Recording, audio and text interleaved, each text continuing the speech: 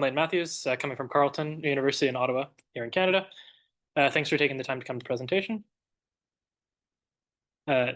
So first thing I'm going to introduce is our transistor platform, and then I'll get into our target and some of the more details for that. What we use is called organic electrolyte-gated field effect transistors, or OEGFETs, because that's a very long name. Right here. The few key features. So unlike our electrolyte-gated OFETs, our gate is completely isolated by a dielectric layer here. But in a similar fashion, they're functionalized with some sort of binding element. So in our lab, they've previously shown with both aptamers and with conventional antibodies. And we've shown that for proteins like alpha-synuclein, amyloid-beta, some of these neurodegenerative proteins. These are what the sensors that I've fabricated and the work that we've done so far look like. So they're about 1.5 centimeters long, very small sensors. Each has 5 different source drain pairs and a shared gate. Kind of runs this way. And this is what a cross section of them looks like. So this is kind of one of the key defining features, that our gate is fully isolated. We have our binding element. Integrated into the channel is our electrolytic solution, like a serum or saliva sample, or in our case, buffer or DI water samples. At the bottom, we have our source drain, our organic semiconductor, pentacene, which is also isolated by PVA and PDMS layer. So one of the things that these small size sensors are really good for is to become portable. This is being worked on by one of my colleagues. So if you're interested in kind of how these adapt to a portable kind of point of care system, check out that poster later in the conference. Now to go into some of the more details on our fabrication process. We either kind of a top gated design with a microfluidic channel in the middle. So we make them in 2 separate parts. We start with a capped on sheet, a polyamide sheet. Here, we deposit our source and drain electrodes. They're aluminum chromium. Then we spin coat our organic semiconductor, the tips pentacene, and then our 2 polymer layers. Then we make the other side of our sensors. So we start with the exact same capped on sheet, same process to get our gate electrodes, and this time it's a PMMA layer. Then we add on these shaped microchannels, you kind of see here, and then we covalently attach our binding element. And then after we're done with this, we basically just combine the 2 halves physically, and we have our completed sensors. Now for our binding element, one of the novel things in this project is we wanted to use single domain antibodies. So to give a bit of a background in case people aren't familiar with these, this is what our conventional antibody looks like. It has a crystallizable constant region. So for any human IgG antibody, this is going to be the same, more or less. Then they have these fragment antigen binding or Fab regions.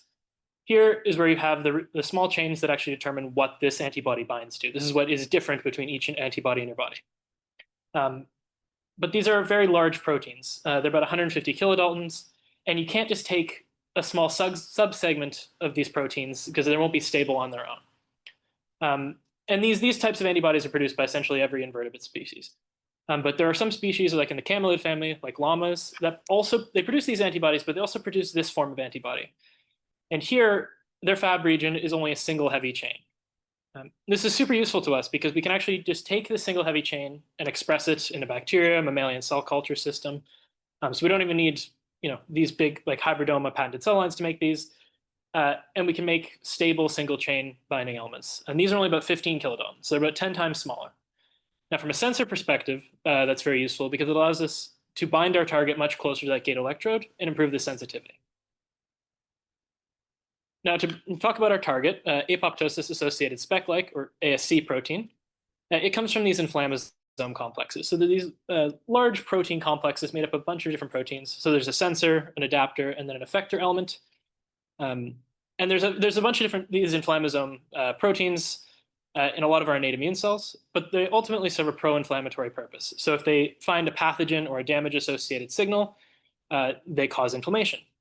A couple of these, like NLRP3 and AIM2, produce these cytokines, IL-1 IL-18, but these are very short half-life cytokines, so it's hard for us to detect directly. But one other thing they do is they cause a fairly violent type of cell death called pyroptosis, which literally means like death by fire. So these cells fall apart and release these big protein specks, which are extremely inflammatory.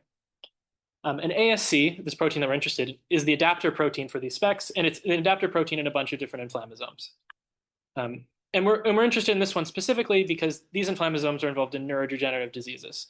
So if you have big protein aggregates, they act as damage signals, and that causes this kind of pathway to occur. So some researchers have then looked at, well, okay, can we use ASC as a biomarker? And on its own, it's been shown to be elevated in Alzheimer's disease, Parkinson's disease, MS. So in a lot of these neurodegenerative diseases, these brain immune cells, your microglial cells, are causing this kind of activation. Now, obviously on its own, it's not going to tell you which particular neurodegenerative disease you have, but if you combine these with some more traditional biomarker assays, like for amyloid-beta, tau, alpha-synuclein, together you can get an assay that is very highly predictive of your individual neurodegenerative disease and does a much better job comparing versus control for healthy controls, right? Some people just have naturally high levels of some of these protein aggregates like alpha-synuclein, but they don't have Parkinson's disease. But most people don't have a high level of this ASC protein. So to come back to our sensors specifically, what we do when we're testing them is we sweep with the different source drain voltages at a bunch of different gate biases. So we bias our gate electrode, and then we get these current modulation plots as a result of our gate bias. And we'll do this for each of our different samples. We'll start with buffer, then we'll add our different ASC concentrations. Now, taking just our top gate bias here of negative 2.8 volts, we're going to look at the current modulation as a result of ASC concentration. And we see that there's a very clear inverse correlation, where as you increase ASC concentration, you decrease the saturation current. So that's ultimately what we're going to look at in the next few data sets to kind of go through, is that we see decreasing saturation current with increasing ASC concentration. So I've got 3 different data sets to go through here with all of you.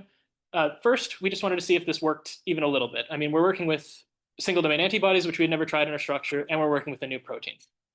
So we started with very high concentrations, so 100 micrograms per mil in DI water, going down to 1 nanogram per mil. The blue region here is what we're expecting to see in kind of a pathological or physiological, what we're actually going to see in human serum.